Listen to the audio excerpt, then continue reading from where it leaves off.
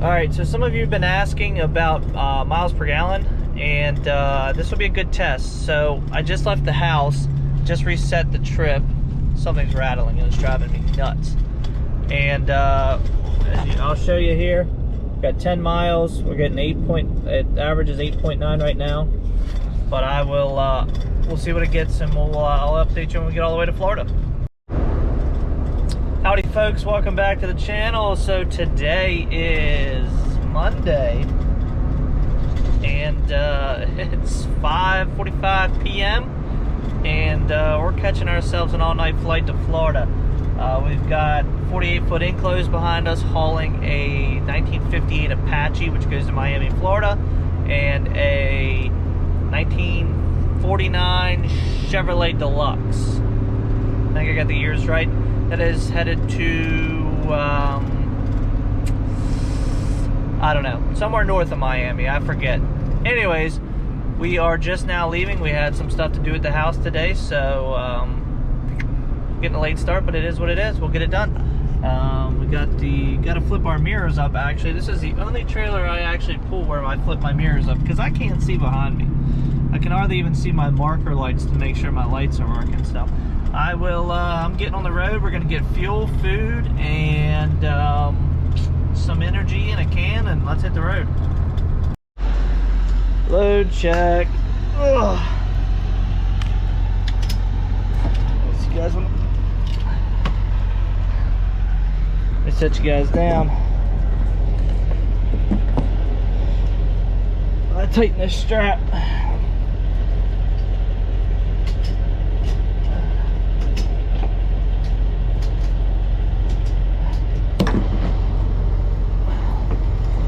Anyways, figured I'd hop in here, check the load, show you guys.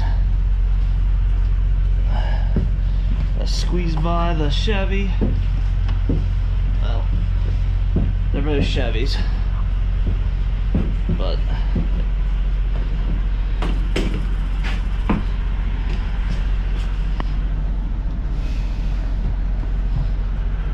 all right. I need to get down on my hands and knees and check this thing. Hold on. And I don't know what it is about South Carolina today, but in the past hour I saw a wedge flipped over on an on-ramp. Looks like the guy was making a left, like to get back on the highway, and maybe took the left too fast and rolled over. And I just saw where that cop was headed to. I just saw a traffic stop, but the lady was running from the cops down the road, and she got tackled on the side of the road. Not really sure where she thought she was gonna go, but she's got about 10 cop cars there now.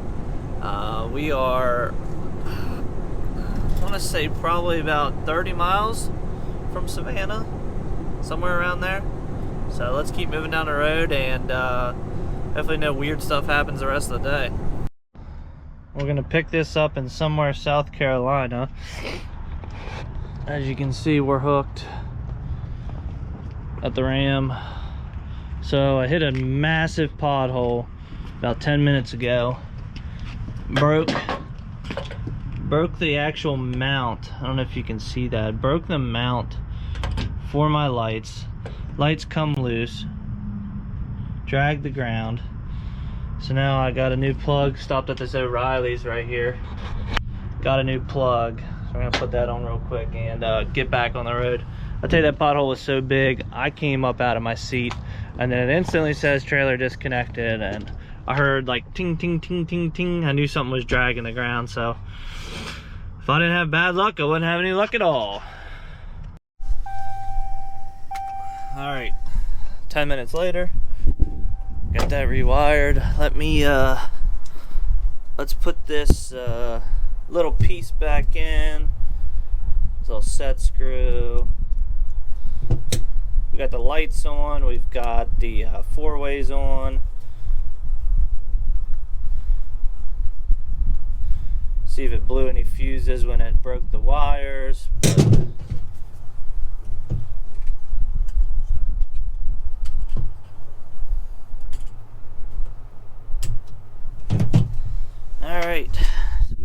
got our lights on auto. Our lights are on. I don't have running lights. Huh. I don't have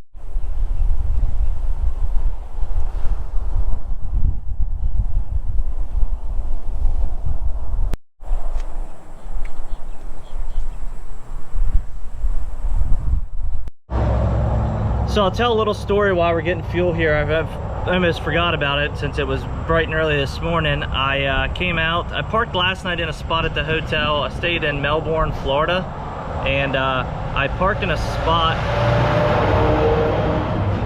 spot where I couldn't.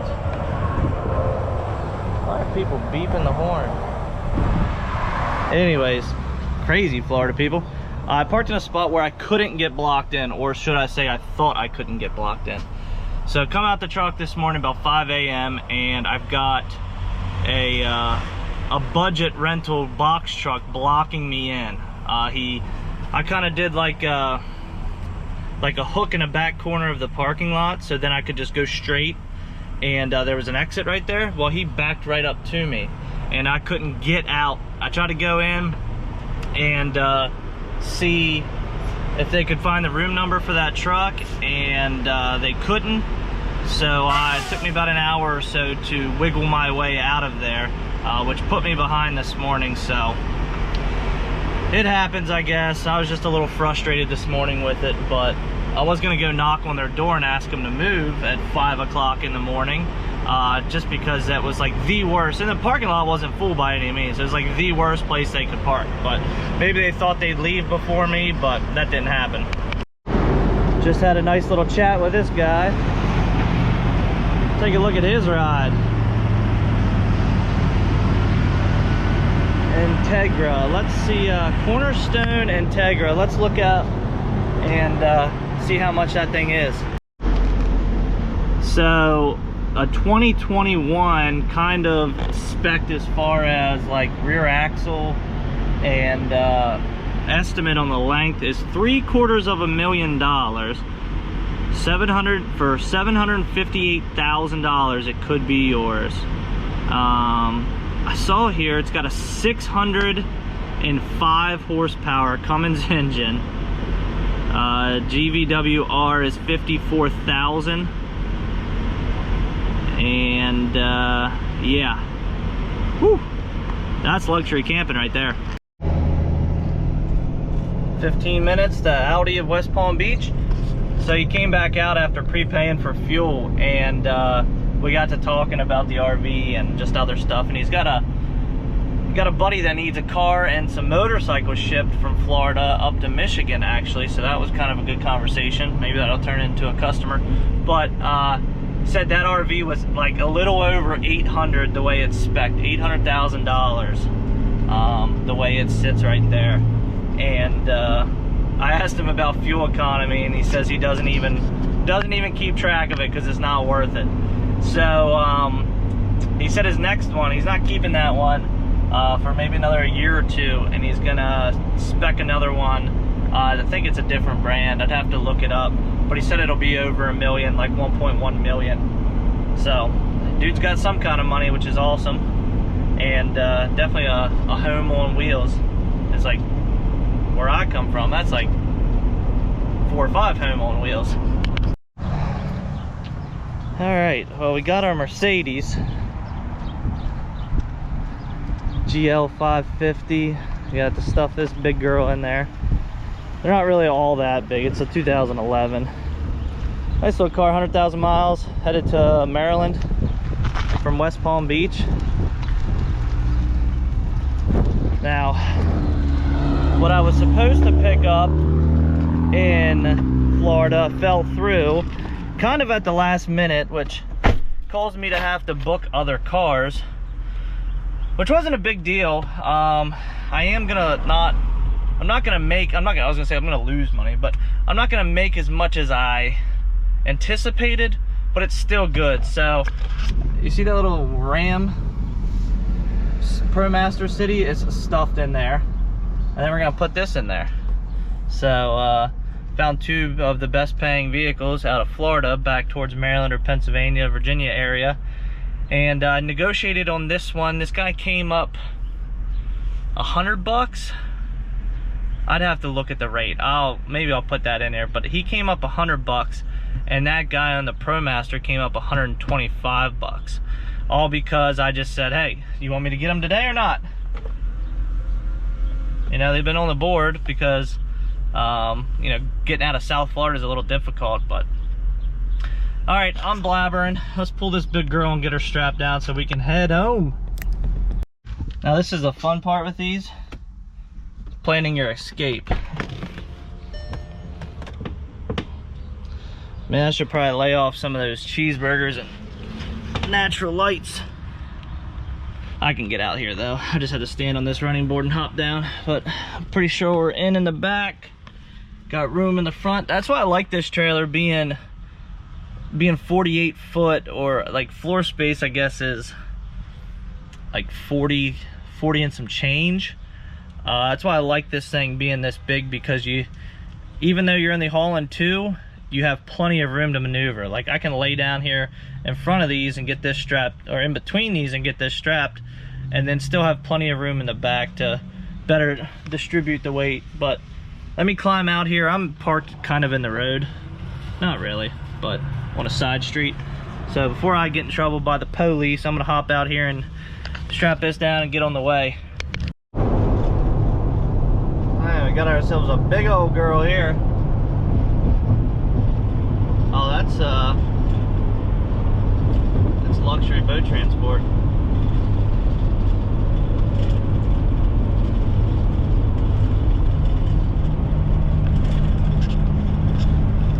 Follow those guys on Instagram. I recognize the truck. It's got a orange and white paint scheme on it, and wonder what size that boat is. Maybe I'll hop over on Instagram and see if they posted the details on the boat. We are where are we? We are in Florida still. Oh, I headed up 95. I keep biting my freaking lips. Anyways, they got a Buc-ee's coming in Florida now. Saw that on the way down. But we're gonna make it to probably like the Savannah area tonight. Got about an hour and 20 minutes. Got about an hour and 45 on our clock. So that's probably Savannah area. Actually stayed at a, I don't know what, it was a Wyndham hotel. I don't know if it was a Days Inn Baymont or La Quinta or whatever. But I stayed in one up here in Brunswick, Georgia. So I may stay there. It was nice. So for you guys that are on the road and guys that get hotels, gotta get signed up for all the rewards for like Wyndham, Choice Hotels. I have Marriott that I signed up for, but I don't really, can't justify spending over $100. Man, I'm trying to get used to this new tripod gadgety thing. What was I saying? Oh, you gotta get sign up for all the rewards, because as you know, accumulate more stays, you get points, and those can be used to discount nights, or get free nights actually, depending on how many points you have. And it does help. I think that's nice to get rewarded for using their hotels. So I do that with Choice and Wyndham. Now you got to be careful with Wyndham Hotel. Well, you got to be careful with any hotel, but you got to get on the app, look at the, like, this is what I do. This is for you guys that don't do this this is what I do. Find out the area I'm gonna be in, and I get on Wyndham, search, and you can book everything through there. But you gotta get on Google and look it up and see if you can actually fit in the parking lot, or if there's parking, because some of these, they're like up on a hill, you can't get into the parking lot, things like that. So I do Google Earth, or Google Maps and then zoom down in and see if I can fit in the parking lot, and then just book it through the app, and then you get your rewards that way. So I think, but you got to be careful, because that's what I was saying. You got to be careful because it's really hit or miss. Like, I think, someone can correct me if they know this, I think like all Wyndham hotels are like privately owned, so you could get a Days Inn that's like, you know, absolute awesome for 69 bucks a night or something, or you could get a Days Inn that's complete garbage because it's like outdated and smells. I don't remember where it was, but it was pretty much my only option, and it was a terrible night's sleep.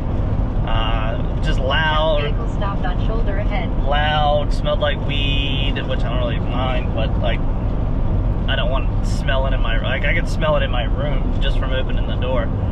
And 5.9 miles. So you got to get on and check the reviews, because you'll see right away, and just filter to the newest reviews, and you'll see right away if it's a place you want to stay at or not. So this one I've stayed at before, and it was actually really nice.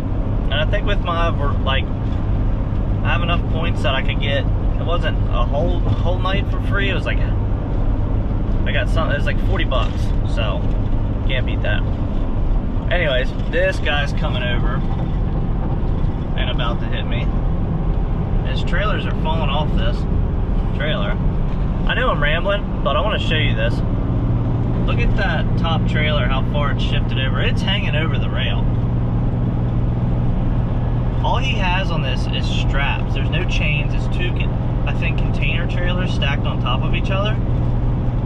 And he's got no chains or anything anywhere, just straps over the top. So there's nothing really holding him from shifting forward and backwards. And I guarantee you that top one shifted enough, and yeah, it's definitely hanging over the rail there. Anyways, enough rambling. I'll catch up with you guys once we get up to the hotel. So we're in Georgia now. We're almost to our destination for the night. But I I know it's dark, so I apologize. I had somebody complain about me videotaping at night, which, if you can hear my voice, what's it matter? I don't always drive when the sun's up. I wanted to touch on the fuel mileage. So we're currently, for this trip, 1,600 miles, and we are at 8.9 miles to the gallon. Now, we're definitely a little heavier on the way back than we were on the way down, and I can tell that we're heavier. I'd say probably, you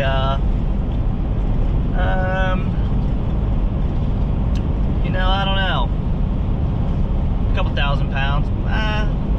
That Mercedes is massive and heavy, so, and that truck I took to Miami, well, it had no motor, and that thing was light as could be. So, anyways, we got about, I think we were at like 9.4, 9.5 on the way down, and we're down to 8.9 total. So we're probably, if that's the average, we're probably running about 8 miles to the gallon right now.